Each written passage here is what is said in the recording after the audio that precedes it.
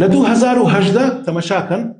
هەر 2016 تورکیا پرۆژەی پشتێنەی ئارام دەینتە گۆڕێ دەیەوێت لە دەریای سپیناوە ڕاستەوە لە عەفرینەوە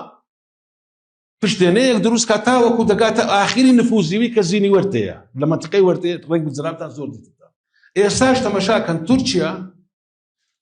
لەسەر ئەو زنجیرە سیانەی کە لە دەریای سپیناوە ڕاست درێژ دەبتەوە تاوەکو دەگاتە زینی وەرتێ